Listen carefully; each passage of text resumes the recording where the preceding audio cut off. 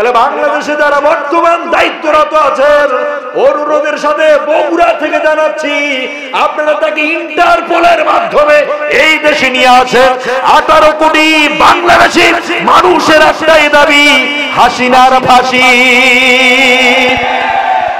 আমার প্রিয় ভাইরা, সামনের দিকে চলেন। নিজেরটা খুব ব্যথা লাগে আর অন্যের গুলো খুব মজা লাগে। অন্যের সন্তান মারা যায়, অন্য মানুষ মারা যায়, তাতে কোনো যায় আসে না। আর নিজের কিছু হইলে পরাণ জ্বইলা যায়। পাশানি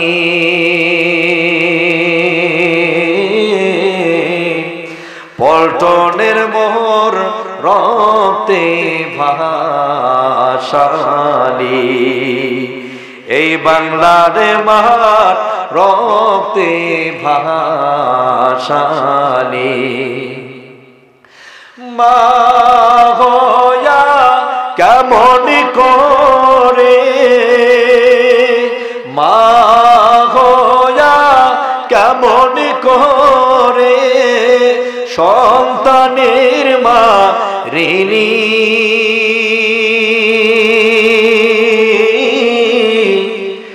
পল্টনের মোহর রক্তে ভাসালি, বাংলার মাঠ রক্তে ভাসালি। লাঠি বইটা পিস্তল বোমা লইয়া, কথা বলেন ঠিক কিনা? লাঠি বইটা পিস্তল বোমা লইয়া আর কত মারিবি,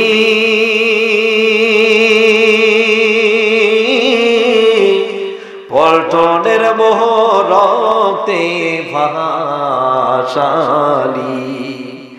ওরে বাংলার মাঠ রক্তে ভাসালি, ওরে এই জমিনটা রক্তে ভাসালি। কথা বলেন, কথা ঠিক কিনা? যত মানুষ হত্যা করছে, যত রক্তরে ভাই এই জমিনে পড়ছে, এজন্যই তো আল্লাহর নবী বলেছেন, ইসলাম প্রেমিক ও আলেমদের রক্ত যত বেশি জমিনে পড়বে, তত বেশি ওই জমিনের সার নির্যাস তৈরি হবে, তত তাড়াতাড়ি ইসলাম সেখানে প্রতিষ্ঠিত হয়ে যাবে।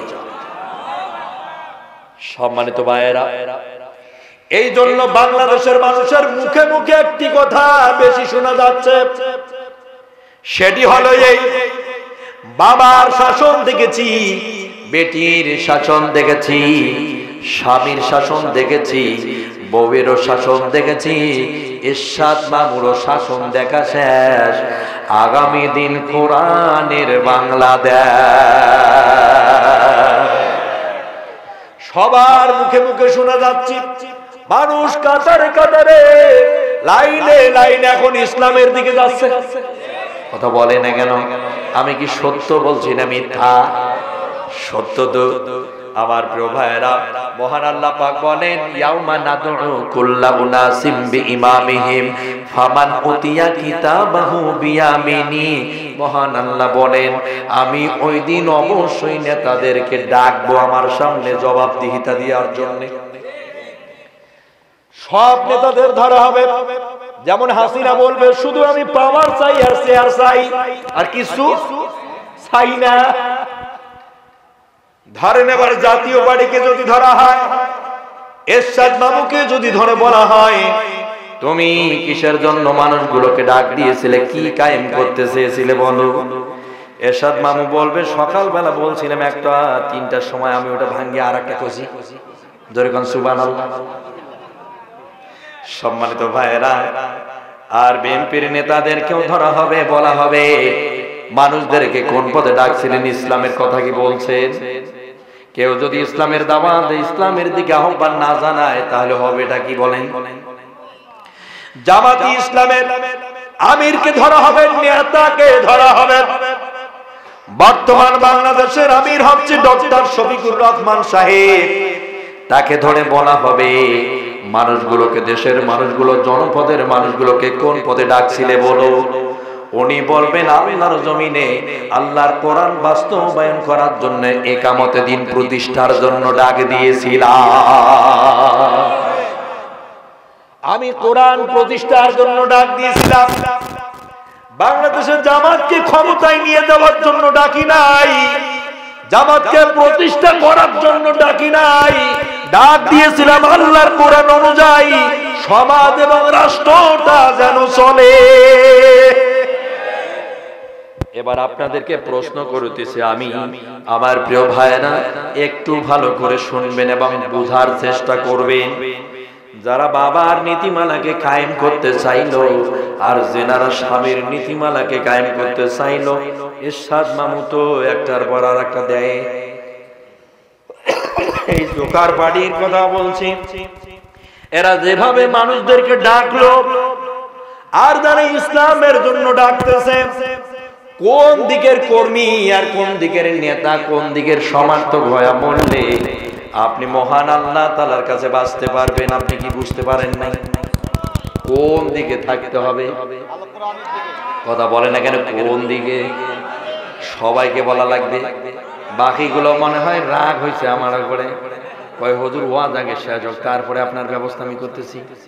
কালকের একটা মাহফিলে ওয়াজ যখন শেষ হয়ে গেল, কয়েকজন সুন্নাতি নেতা আমাকে একটা রুমের ভিতরে গেলাম।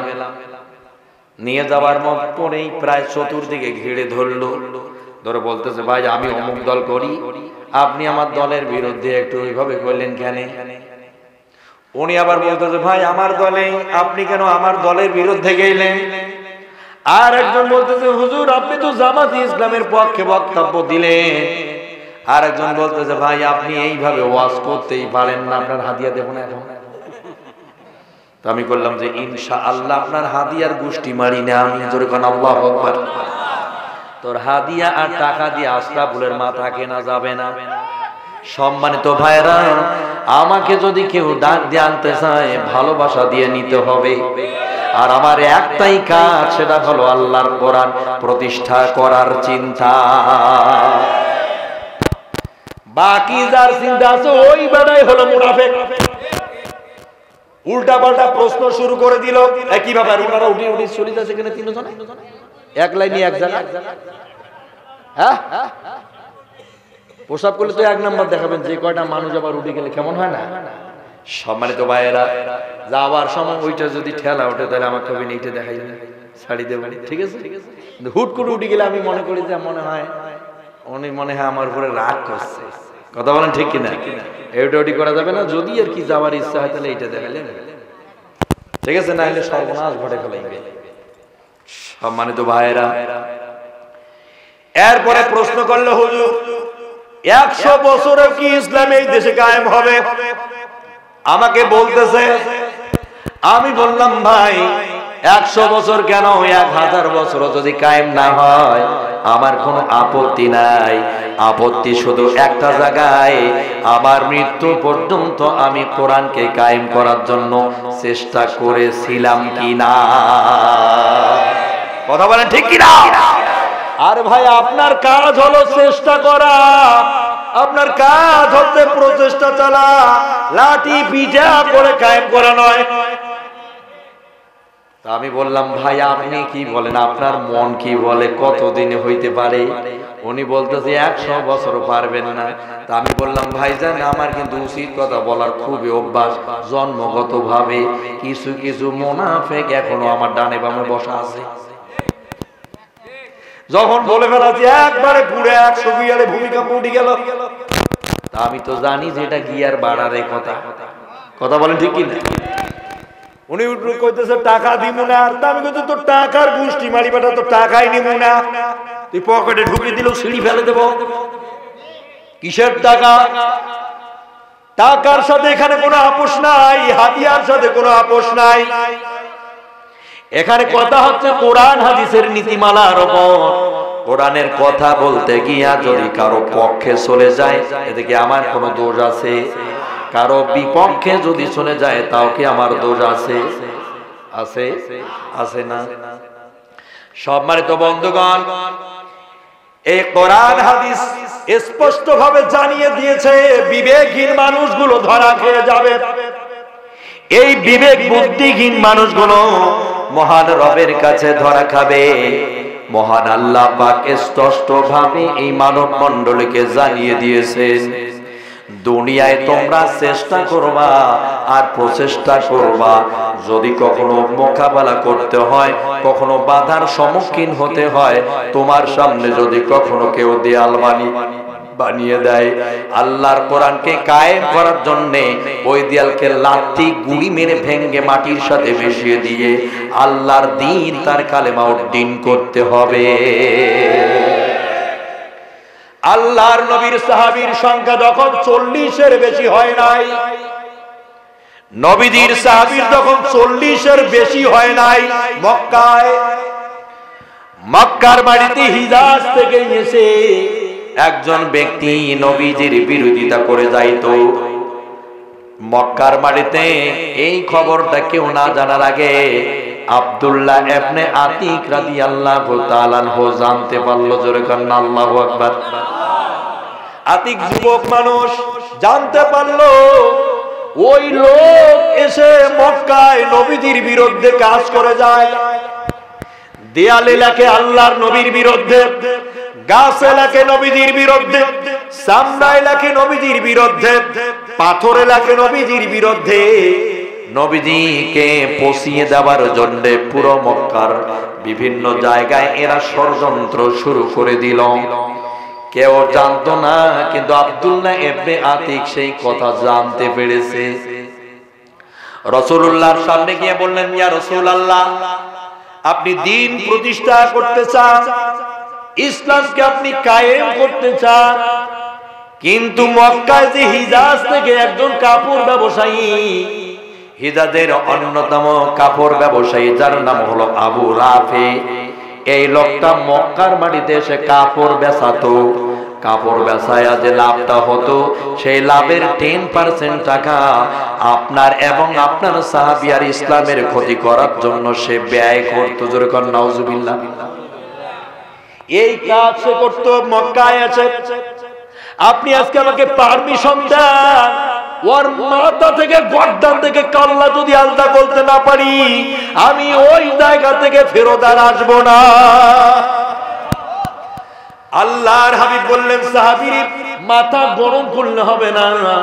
শোনো, তোমাদের সংখ্যা কম, তোমাদের মনোবল কম, জনবল কম, তোমাদের অস্ত্রপাতি কম, তোমাদের সংখ্যায় কম, লোকে বলে তোমাদের কম, সব দিক থেকে তোমরা অনেক কম।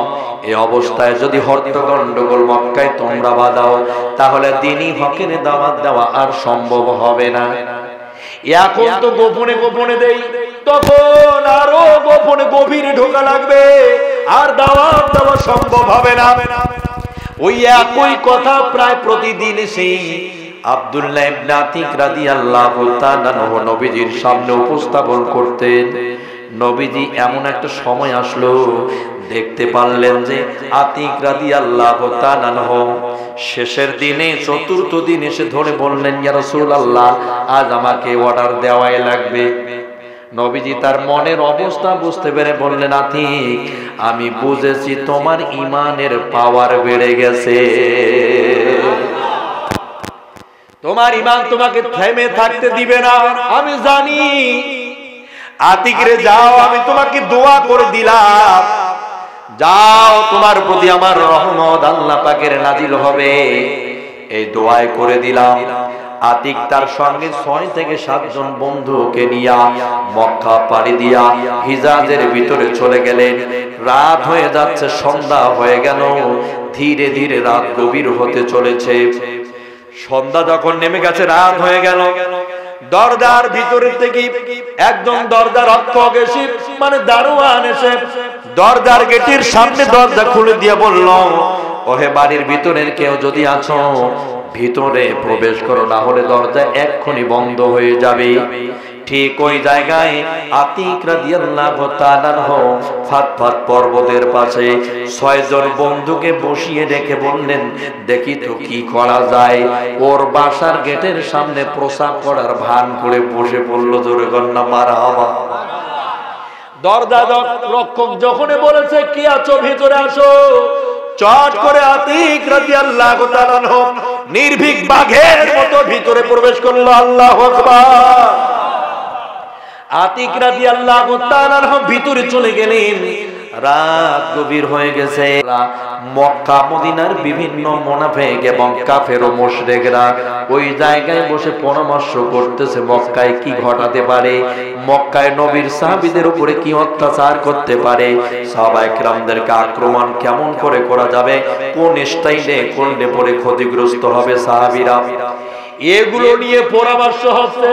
আতিক রাদিয়াল্লাহু তাআলা একটি পিলারের পাশে বসে আছে।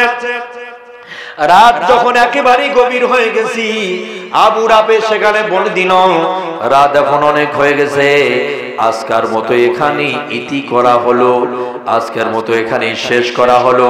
রাত যখন এই অবস্থা গভীর, তখন যে যার জায়গায় ঘুমাবার জন্য চলে গেল। একটু পরে শ্বাস প্রশ্বাসের শব্দের টের পাওয়া যাচ্ছে চতুর্দিকে, মানে মোটরসাইকেল চালাচ্ছে, নাকের যখন চতুর্দিকে শব্দ হচ্ছিল, আতিক রাদিয়াল্লাহু তাআলা বুঝতে পেরেছে গভীর ঘুমিয়ে গেছে। আতিক রাদিয়াল্লাহু তাআলা বসে থাকলেন আর চিন্তা করতে লাগলেন আল্লাহর নবীর দুশমনটাকে কিভাবে শাস্তিটা দেওয়া যায়, কিভাবে ওকে পাকড়াও করা যায়, এই বুদ্ধিটা তার মাথায় আসছিল না। তো হঠাৎ করে আতিক রাদিয়াল্লাহু তাআলা এর মাথার মধ্যে একটা বুদ্ধি বেরিয়ে আসছে। এরা তো সবাই ঘুমাইছে, এই ঘুমের ঘরে যদি নাম ধরে একটা ডাক দেওয়া যায়, তাহলে তো অবশ্যই সে সাড়া দিবে যদি তার কানে আওয়াজ যায়।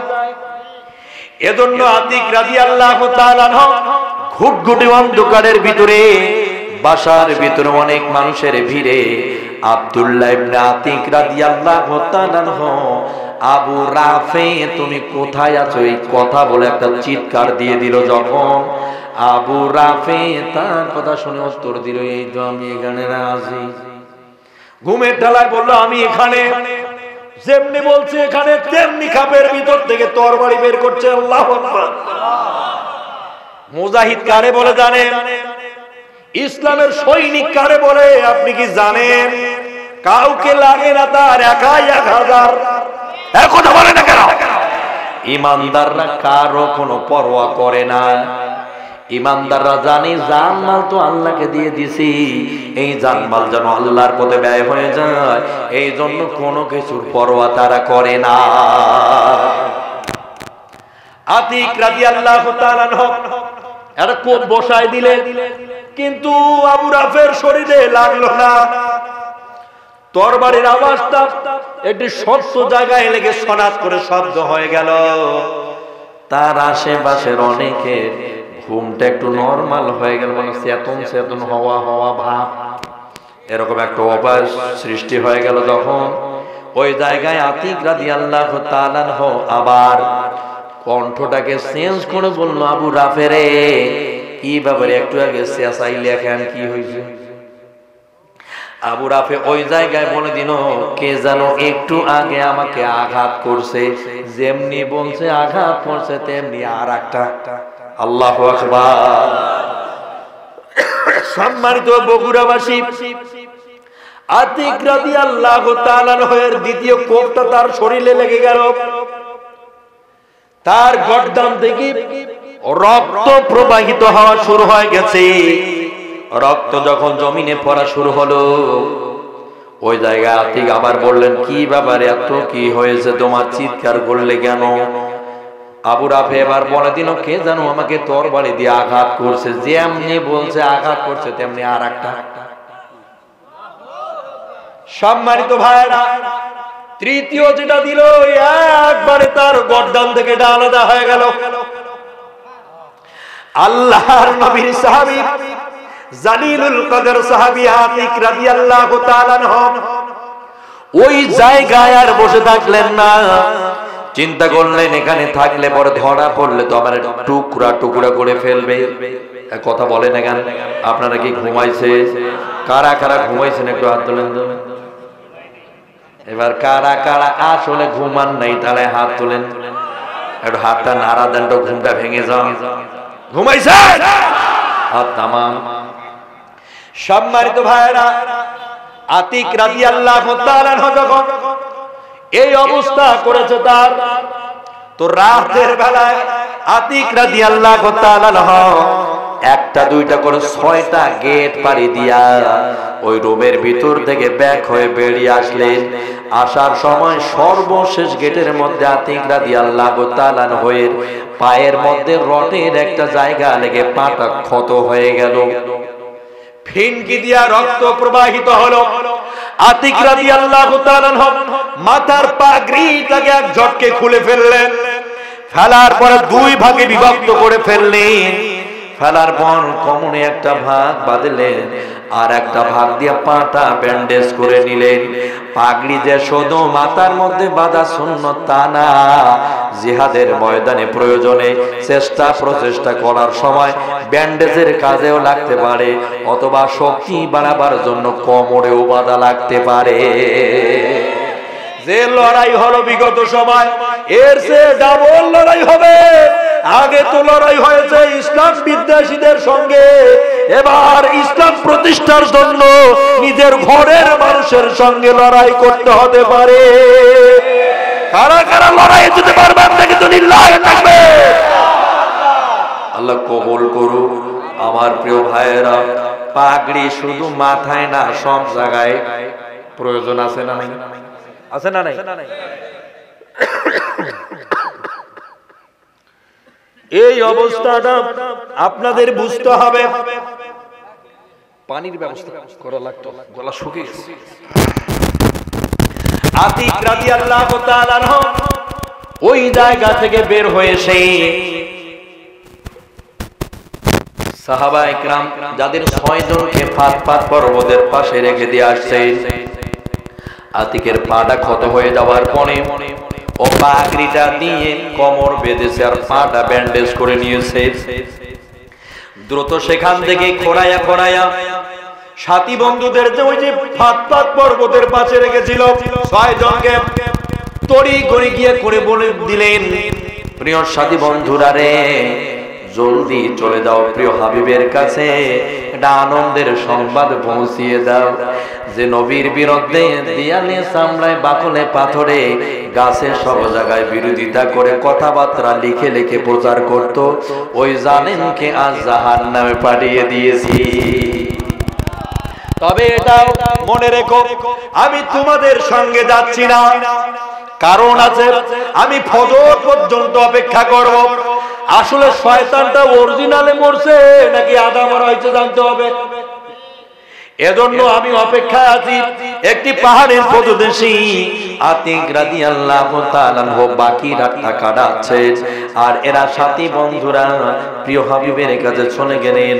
আমার প্রিয় ভাইরা, যখন সুবে সাদেক হয়ে গেল, মুলুকের চতুর্দিকে ডাকাডাকি শুরু হয়ে গেল। কুকুরুস্কু মুলুকগুলো যখন চতুর্দিকে ডাকাডাকি করতেছিল, হিজাজের একটি জায়গা থেকে একজন একটি পাহাড়ের উপরে দাঁড়িয়ে ঘোষণা করে দিচ্ছে, হিজাজের অন্যতম কাপড় ব্যবসায়ী আবু রাফে আজ নিহত হয়েছে।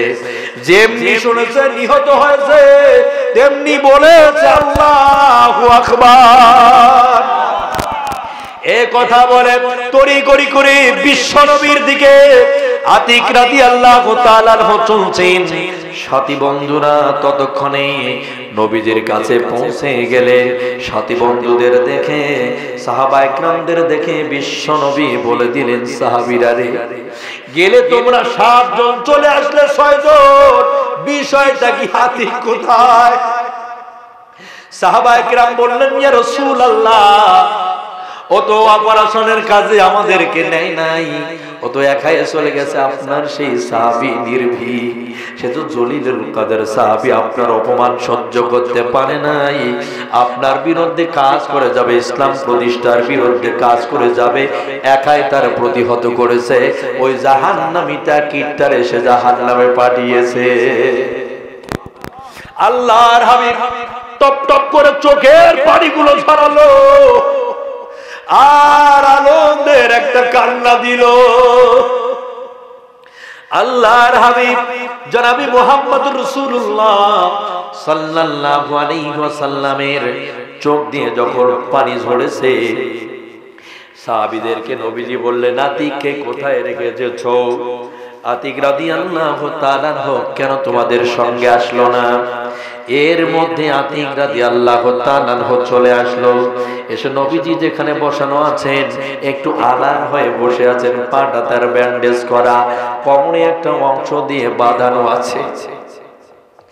উস্কো খুশকো অবস্থায় আতিক রাদিয়াল্লাহু তাআলা, প্রিয় হাবিব বললেন, কখন আসবে আতিক? এই প্রতীক্ষায় জোরে কন্যা মারহাবা। আল্লাহর হাবিব বসে আছেন আতিকের অপেক্ষায়। একটু পরে সাহাবা ইকরাম বলে দিলেন, ইয়া রাসূলুল্লাহ সাল্লাল্লাহু আলাইহি ওয়াসাল্লাম, আপনার আতিক চলে আসছে। সাহাবীদেরকে লক্ষ্য করে বললেন, জলদি আতিককে ভিতরে নিয়ে আসো। আতিক রাদিয়াল্লাহু তাআলা কে ডাক দেয়া হলো। আতিক রাদিয়াল্লাহু তাআলা পাটা খড়াইয়া ল্যাংড়াইয়া রাসূলের সামনের দিকে আসতে যাচ্ছিল। বিশ্বনবী বললেন, আতিক রে, তোমার মাথার পাগড়ি কোমরে আর পায়ে কেন? আতিক রাদিয়াল্লাহু তাআলা বলে দিলেন, ইয়া রাসূলুল্লাহ, আমি এভাবে ফেরত আসার সময় আমার গেটের সঙ্গে পাটা লেগে ক্ষত হয়ে গেছে, ব্যাপক রক্ত ঝরেছে, প্রচন্ড ব্যথা হচ্ছিল, জ্বালা করছে। প্রিয় হাবিবুল্লাহ বললেন, আতিকে রে, আমার সামনে আসো। বিশ্ব নবীর সামনে চলে গেলে আতিক রাদিয়াল্লাহু তাআলা কে নবীজি বললেন, বাঁধনটা খুলে দাও। বাঁধনটা খুলিয়ে দেওয়া হলো। বিশ্ব নবী বললেন, দাঁড়াও। আল্লাহর হাবিবের আঙ্গুল দিয়ে মুখের লালা বের করলেন, বের করে আতিকের ওই ক্ষত জায়গায় লাগিয়ে দিতে দেরি, সঙ্গে সঙ্গে ব্যথা বেদনা সারতে দেরি হলো না। আল্লাহর হাবিব বললেন, এই পৃথিবীতে দুইটি আমল সবচেয়ে বড়। আইউল আমালি ক্বাল আল ঈমানু বিল্লাহ ওয়া জিহাদু ফি সাবিলিল্লাহ। এক নম্বর আমল হলো আল্লাহর প্রতি ঈমান আনা, আর দুই নম্বর আমল হলো আল্লাহ এবং রাসূলের পথে জিহাদ করা।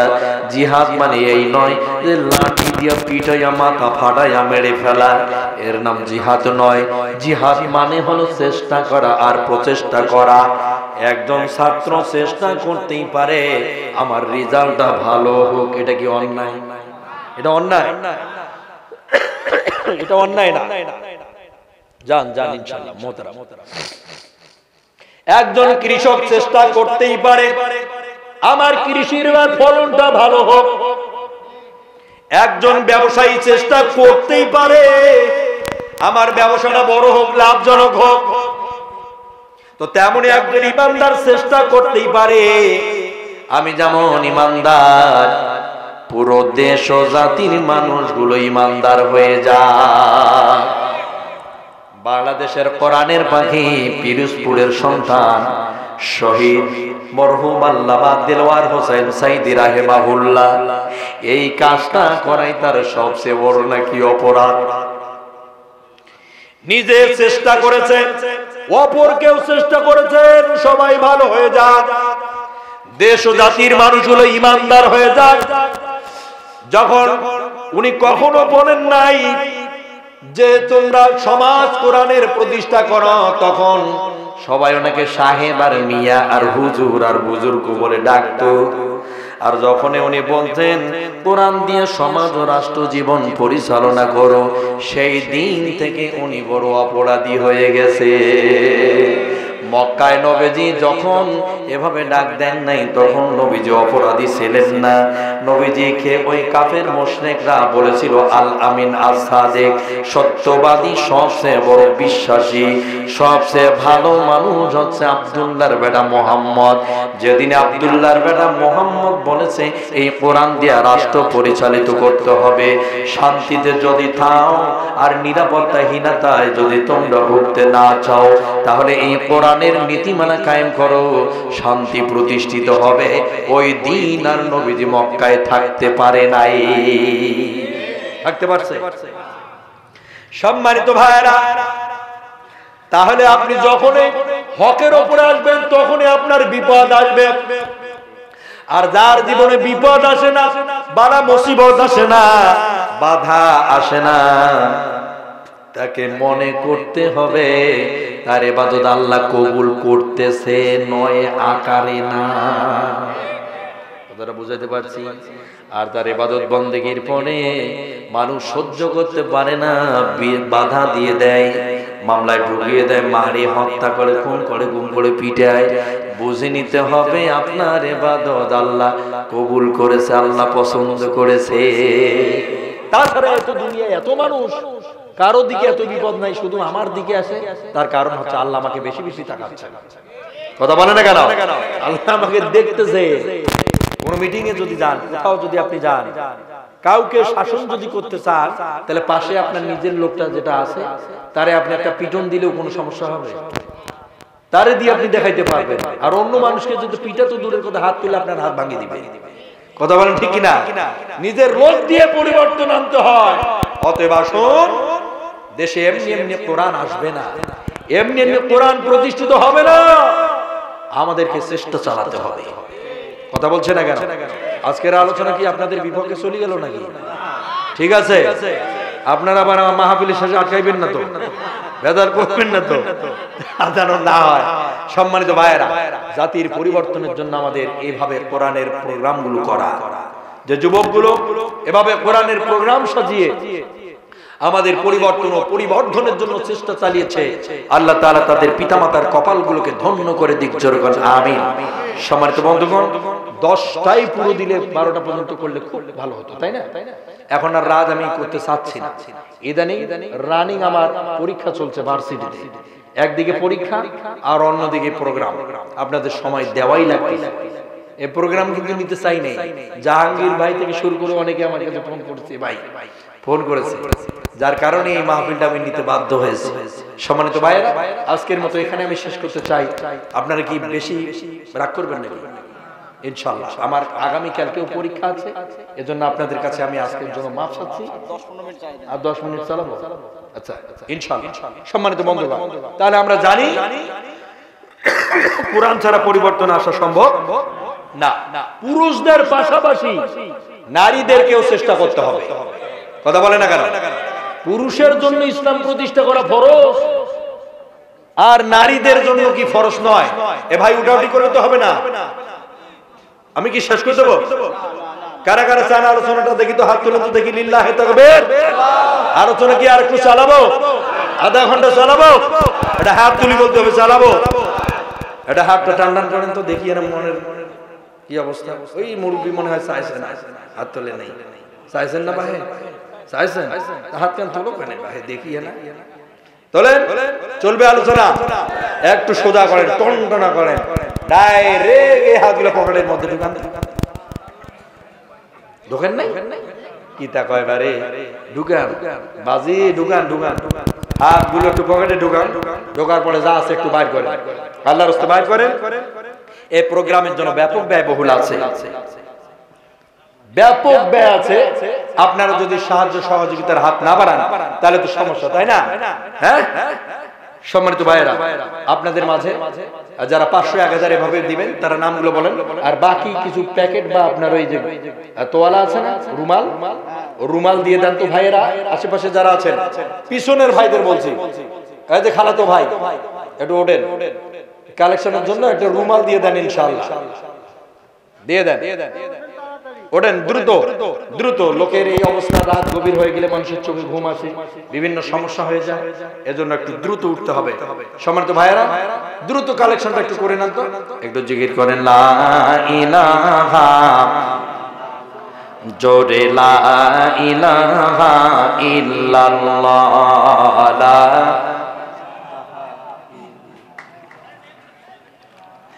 লা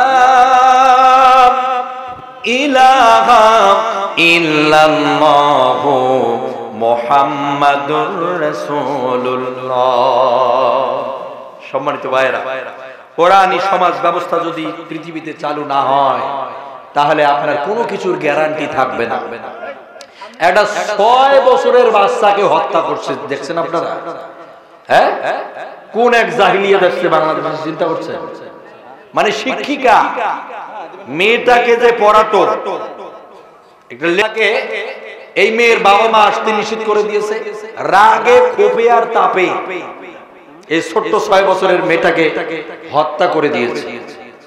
খোঁজাখুঁজির পরে পাওয়া যাচ্ছিল না, হঠাৎ করে মেয়েটাকে একটা ডোবার মধ্যে পানির ভিতরে লুকিয়ে রাখতে গিয়ে হাতে নাতে পাবলিকে ধরা পড়েছে।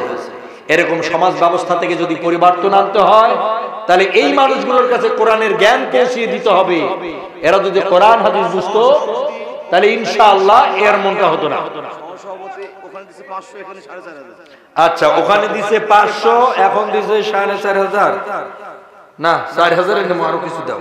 1 2 3 4 আর এখন 500 টাকা দাও। আমার কাছে দিতে হইবে না, মিল করি, ওটার হিসাব আছে, তাই না? আর 5 দিয়ে দিবে উনি ইনশাআল্লাহ।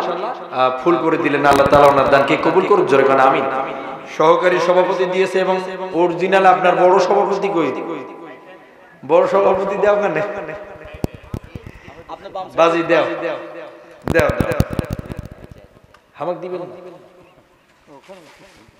আচ্ছা আচ্ছা, যাই হোক, আর আমন্ত্রিত ওলামা ইকরাম বা যারা দাওয়াতি মেহমান আছে তারা দিতে পারেন। এই কালেকশনটা করবেন, আমাকে 10 মিনিট আগে বলে দেন, এই কালেকশনটা আরো একটু ভালোভাবে করে দিতাম, কি বলেন? ইনশাআল্লাহ সেভাবে বলা হয়নি। যাই হোক, যতটুকু উঠেছে মাঠের কালেকশন এবং মা বোনদের স্টেজ কি আছে?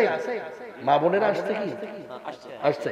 মা বোনদেরকে বলবো, মায়েরা আপনারা আপনাদের একটু রুমাল দিয়ে কালেকশনটা করে স্টেজে পাঠাবেন। আর আপনারা সবাই আস্তাগফির পড়েন, আস্তাগফিরুল্লাহ রাব্বি মিন কুল্লি যামবি ওয়া আতুবু ইলাই, লা হাওলা ওয়ালা কুওয়াতা ইল্লা বিল্লাহিল আলিয়্যিল আযীম।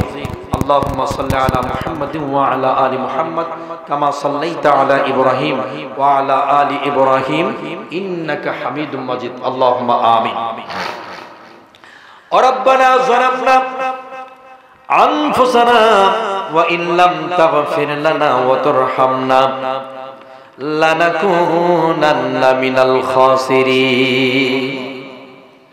আল্লাহ তাআলা সন্ধ্যা থেকে এই মুহূর্ত পর্যন্ত কোরআনুল কারীমের এই দাওয়াতি প্রোগ্রামে সাতুয়া সোনার পাড়া জামে মসজিদ কর্তৃক আয়োজিত এই ময়দানে বসে কোরআনুল কারীমের আয়াতগুলো থেকে ব্যাখ্যা আর বিশ্লেষণ করে বোঝালাম। মেহেরবানি করে সামটুকুন বিশ্বনবীর রওজা মোবারকে পৌঁছিয়ে দাও। আল্লাহ তাআলা, রাত অনেক হয়ে গেছি, তোমার কোরআন পিপাসুগুলো এখনো উঠতে চাচ্ছিল না। রব্বুল আলামিন যারা কোরআনের জন্য সময় দিয়েছে, কোরআনের কথা যারা বলেছি আর যারা আমরা শুনেছি, বক্তা শ্রোতা উভয়কে আমল করার তৌফিক দান করে দাও।